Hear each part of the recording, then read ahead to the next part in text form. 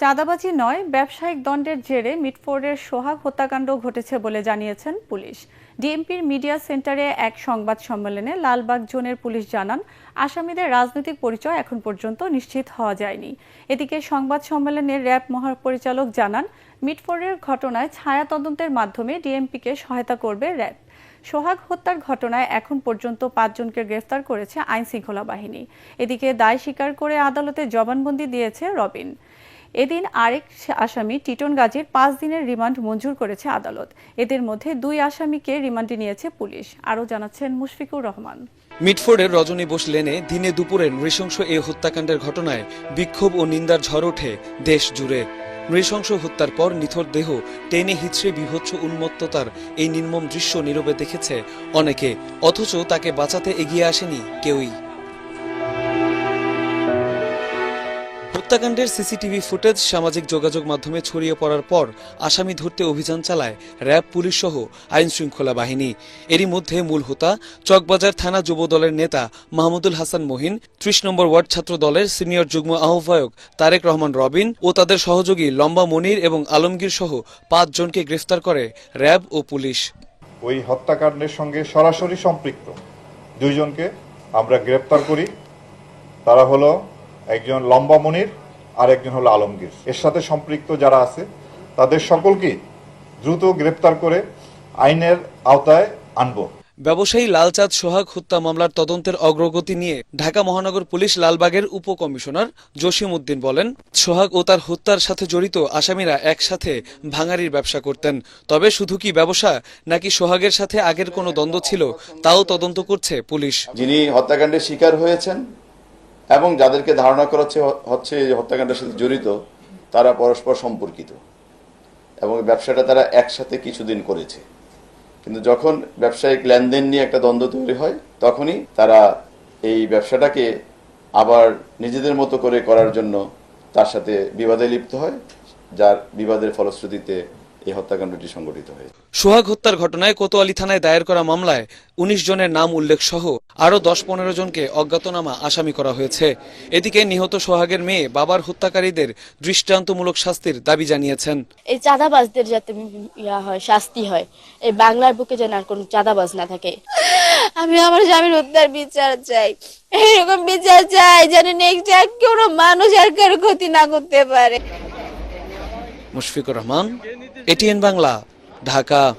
টানা 7মবারের মতো best tissue paper brand হিসেবে স্বীকৃতি পেয়েছে বসুন্ধরা টিস্যু। প্রকাশ্যে হত্যার ঘটনায় আতঙ্কিত পুরান ঢাকার ব্যবসায়ীরা চাঁদাবাজি ও সন্ত্রাসী কর্মকাণ্ড বন্ধে প্রশাসনকে আরও কঠোর হওয়ার দাবি জানিয়েছেন তারা। এদিকে মিটফোর্ড এলাকা সহ মহানগরীর বিভিন্ন গুরুত্বপূর্ণ স্থানে বিক্ষোভ করেছে ছাত্র জনতা। মনির হোসেন তপুর রিপোর্ট।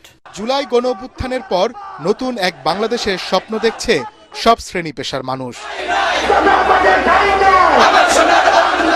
তবে দিনে দুপুরে এই বর্বর হত্যাকাণ্ড নতুন করে ভাবাচ্ছে সবাইকে। চাঁদা না দেয়ায় আধিপত্য বিস্তার করতে মরদেহের সাথে পশুর মতো আচরণে আতঙ্কিত ব্যবসায়ীরা। একটা বিপ্লবের পর কিন্তু আর একটা বিপ্লব আসে। মানুষ আশা করছে যে অনেক কিছু, যে আরো উন্নতি হবে, মানুষ সুখে শান্তিতে থাকবে, কিন্তু দেখা গেল উল্টোটা হইতেছে। একজনের কাছে টাকা সে দেয় নাই, তাকে মারধর করছে বা মারি ফেলছে, সেক্ষেত্রে আমারও তো এরকম হতে পারে। তা আমার তো নিরাপত্তা দরকার। প্রশাসনের কাছে এটুকুই দাবি যাতে আমরা সেইভাবে চলতে পারি, নিরাপদে ব্যবসা করতে পারি, রাস্তাঘাটে চলাফেরা করতে পারি। নৃশংস এই হত্যার প্রতিবাদে জগন্নাথ বিশ্ববিদ্যালয় থেকে বিক্ষোভ মিছিল নিয়ে মিটফোর্ড হাসপাতালের সামনে জড়ো হয় ইসলামী ছাত্র শিবির। এদেশের ছাত্র সমাজের এক বিন্দু রক্ত থাকা পর্যন্ত এদেশে দ্বিতীয় কোন ফেসিবাদ কায়েম হতে দেওয়া যাবে না। ক্ষমতা এখনো হাতে পায় নাই, তার আগেই একটি দল চাঁদাবাজের দলে রূপান্তরিত হয়ে গেছে। একই প্রতিবাদে ঘাতকদের দ্রুত গ্রেফতার ও দৃষ্টান্তমূলক শাস্তির দাবিতে মিছিল বের করে ছাত্রদল, ছাত্র অধিকার পরিষদ সহ বিভিন্ন ছাত্র সংগঠন। আপনারা আপনাদের রাজনৈতিক ক্যারেক্টারকে পরিবর্তন করেন, ভালো হয়ে যান, আর না হলে এই বাংলাদেশে আপনাদের রাজনীতির ঠিকানা হবে না। এদিকে রাজধানীর শাহবাগে জরুরি সংবাদ সম্মেলন ডেকে হত্যাকাণ্ডের তীব্র প্রতিবাদ জানিয়েছে বৈষম্য বিরোধী ছাত্র আন্দোলন। সকলকে বলবো, আপনারা ইতিহাস থেকে শিক্ষা নিন, বাড়াবাড়ি করেন না। বাড়াবাড়ির ফল বাংলাদেশে কোনোদিন মিষ্ট হয় নাই। এছাড়া সরকারি বেসরকারি বিশ্ববিদ্যালয় সহ রাজধানীর বিভিন্ন শিক্ষা প্রতিষ্ঠানের শিক্ষার্থীরা এই হত্যাকাণ্ডের প্রতিবাদ জানিয়ে বিক্ষোভ করেছে। চাঁদা না দেয় প্রকাশ্যে ব্যবসায়ীর হত্যার ঘটনায় সারা দেশ উত্তাল। দিনে দুপুরে কিংবা রাতের আধারে অস্ত্রের মুখে এরকম ব্যবসায়ীদের অহরহ চাঁদার মুখে পড়তে হচ্ছে। তবে বেশিরভাগ ভুক্তভোগী আতঙ্কে মুখ খুলছেন না। রাজনৈতিক কিংবা সন্ত্রাসী পরিচয়ে এরকম চাঁদাবাজি বন্ধে প্রশাসনের কঠোর হস্তক্ষেপ প্রত্যাশা করছেন নগরবাসী। মনির হোসেন তপু, এটিএন বাংলা, ঢাকা।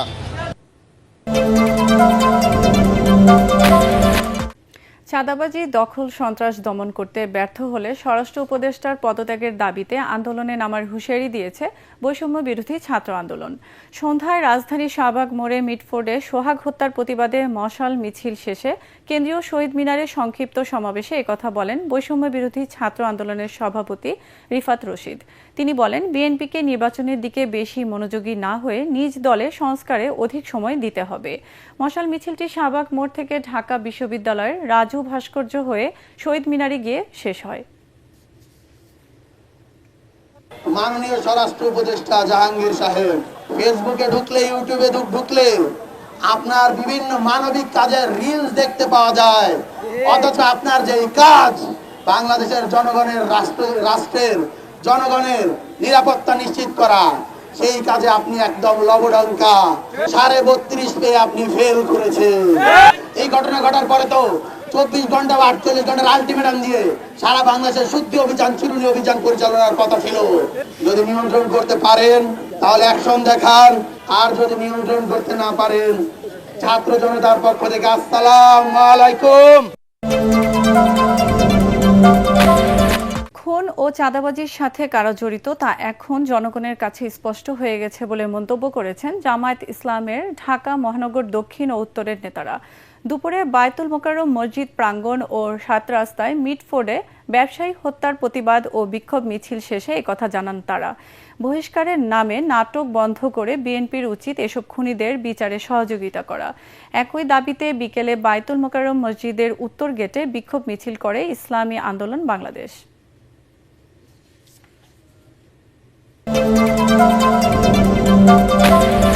সোহাগ হত্যায় জড়িত প্রত্যেককে কঠিন শাস্তি নিশ্চিতের আশ্বাস দিয়েছেন স্বরাষ্ট্র উপদেষ্টা জাহাঙ্গীর আলম চৌধুরী।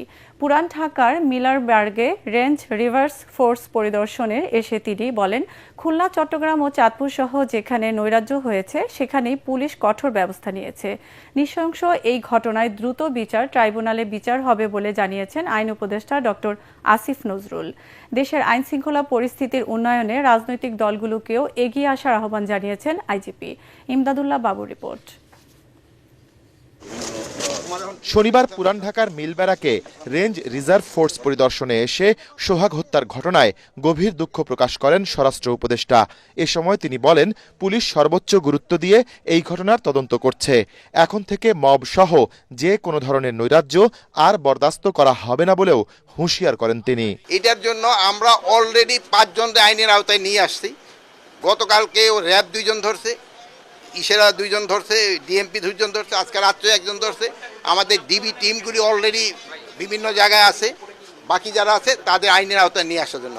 এটা খুবই দুঃখজনক ঘটনা। চাঁদপুরে একটা ঘটনা ঘটছে, এটাও আমরা আইনের আওতায় নিয়ে আসছি। আমরা কিন্তু খুব একটা অসহিষ্ণু হয়ে গেছি। ছোটোখাটো যে কোনো একটা ঘটনা ঘটলেই আমরা ইসে যাই। এই জন্য এটা আমাদের সমাজের সব শ্রেণী, আমরা সহ আমাদের সবারই কিন্তু এটা একটু আগে আসতে হবে। এ সময় পুলিশের আইজি জানান, নৈরাজ্য সৃষ্টিকারীরা যে দল বা মতের হোক না কেন, তাদের কঠোর হাতে দমনে সারা দেশের পুলিশকে নির্দেশ দেওয়া হয়েছে। এ কাজে রাজনৈতিক দলগুলোর সহযোগিতাও চেয়েছেন তিনি। প্রধান চ্যালেঞ্জটা হচ্ছে যে ভাই, এইরকম একটা ট্রমাটিক এক্সপিরিয়েন্সের পরে এই আমার ফোর্সটাকে গুছাইয়া তাদেরকে 100% ইফেক্টিভ করা, এই জায়গাটায় কিন্তু আমি এখনো সন্তুষ্ট না। আপনারা যাই বলেন, I am still in the process. সব দলেরই তো আমরা হেল্প চাইবো, কারণ এটা ওনাদের ইয়ে ছাড়া হবে না। কাজেই ওনাদের কাছে তো অবশ্যই আমাদের অল সর্ট অফ হেল্প আমাদের সাপোর্ট লাগবে। এদিকে সামাজিক যোগাযোগ মাধ্যম ফেসবুকে এক পোস্টে আইন উপদেষ্টা আসিফ নজরুল জানিয়েছেন, মিটফোর্টে ব্যবসায়ী হত্যার ঘটনার বিচার দ্রুত বিচার ট্রাইব্যুনালে হবে। 2002-এর ধারা 10-এর অধীনে দ্রুততম সময়ের মধ্যে বিচারের ব্যবস্থা করার কথাও উল্লেখ করেছেন তিনি। ইমদাদুল্লাহ বাবু, ATN বাংলা, ঢাকা। সোহাগ হত্যাকাণ্ডে জড়িত মূল আসামিকে কেন এখনো গ্রেফতার করা হয়নি তা নিয়ে প্রশ্ন রেখেছেন বিএনপির ভারপ্রাপ্ত চেয়ারম্যান তারেক রহমান। জনগণের মনে প্রশ্ন দেখা দিয়েছে, মব সৃষ্টিকারীদের সরকার ও প্রশাসন প্রশ্রয় দিচ্ছে, অন্যায়কারীকে বিএনপি কখনো প্রশ্রয় দেবে না জানিয়ে তারেক রহমান বলেন, ষড়যন্ত্র এখনো শেষ হয়ে যায়নি, যা ধীরে ধীরে স্পষ্ট হচ্ছে। জুলাই গণঅভ্যুত্থানে নিহত ছাত্র দলের 142 জন নেতাকর্মীর পরিবারের সদস্যদের সাথে মতবিনিময় অনুষ্ঠানে তিনি আরও বলেন, গণতন্ত্র প্রতিষ্ঠার মাধ্যমে বিএনপি জুলাই শহীদদের প্রত্যাশা পূরণ করবে। কামরুজ্জামান রাজীবের রিপোর্ট। ছেলেটা পরীক্ষাতে ছিল, আমার ছেলেটাও তো আজ থাকলে আমাকে বলতো আমার গোল্ডেন আসছে, ওদের মিষ্টি আমার ঘরে, আর আমার ছেলেটা আজ কবরে। এবছর SSC পরীক্ষার্থী ছিল নারায়ণগঞ্জের ছাত্রদল কর্মী আদিল। স্বৈরতন্ত্রের বিরুদ্ধে লড়াইয়ে নেমে 24 সালের 19 জুলাই পুলিশের গুলিতে শেষ হয়ে যায় তার সব স্বপ্ন। 5 আগস্ট প্রাণ হারায় পরিবারের একমাত্র সম্বল পঞ্চগড়ের সাগর। এসব শহীদ পরিবারের একটাই আকুতি, যেন বৃথা না যায় এ আত্মাহুতি। অনেকবার নিষেধ করছে, ভাই তোর যাওয়া দরকার নেই, বলে ভাই আমরা তো 4 ভাই, আমি যদি এক ভাই মরেও যাই আপনারা তো 3 জন আছেন। বলো না জানো আমি চলে গেলাম, আমার মাফ করে দিও মা। আমার ছেলেটা কি অপরাধ করেছে? বাংলাদেশের মানুষের অধিকার ফিরে পাওয়ার জন্য আমার ছেলেটা আন্দোলনে গেছে। অনুষ্ঠানে লন্ডন থেকে ভার্চুয়ালি যুক্ত হয়ে শহীদ পরিবারের অভাব অভিযোগের কথা শুনেন বিএনপির ভারপ্রাপ্ত চেয়ারম্যান তারেক রহমান। প্রতিশ্রুতি দেন তাদের পাশে থাকার। অনুষ্ঠানে বিএনপি নেতারা বলেন, অপরাধীদের বিন্দু মাত্র ছাড় দেয়নি বিএনপি। মিটফোর্ট হত্যাকাণ্ডকে ইস্যু করে বিএনপিকে হেয় করার চেষ্টা চলছে। নির্বাচিত সরকার নেই বলেই এসব ঘটনা ঘটছে। গণতন্ত্রের কোনো বিকল্প নাই, আর গণতন্ত্রে যাওয়ার প্রধান ফটকটি হচ্ছে আপনার নির্বাচন। নির্বাচন নেই বলেই আজকে দেশে যত আপনার এই ঘটনাগুলো ঘটছে। দুই একটা কুলাঙ্গার তো ঢুকে যেতে পারে, কিন্তু দেখার বিষয়, বিচার্য বিষয় হচ্ছে যে পার্টি তাদেরকে অন করছে কিনা, তাদেরকে প্রোটেকশন দিচ্ছে কিনা। শেখ হাসিনার মতো বিন্দু মাত্র কেউ ছাড় পাননি। নানা মাস্টার প্ল্যান কিন্তু ঘটতে থাকবে, আমাদেরকে সতর্ক থাকতে হবে, কোনো ধরনের বিভ্রান্তির মধ্যে যাওয়া যাবে না। প্রধান অতিথির বক্তব্যে তারেক রহমান বলেন, মিটফোর্ট হত্যাকাণ্ড নিয়ে বিএনপিকে হেয় করার ষড়যন্ত্র শুরু হয়েছে। কেন কিছু কিছু দল পুরো বিষয়টিকে ভ্রান্তভাবে উপস্থাপনের চেষ্টা করছে? যে ঘটনাটি ঘটে গেছে পুরনো ঢাকায়, যে ঘটনাটি ঘটে গেছে, যে ছেলেটি মারা গেছে বরঞ্চ তার সাথে হয়তো যুবদলের সম্পর্ক আছে, কিন্তু যে খুন করছে বা যে হত্যা করছে তাকে তো অন্য জায়গা থেকে, আমরা যেটা খবর পেয়েছি, অন্য জায়গা থেকে নিয়ে আসা হয়েছে।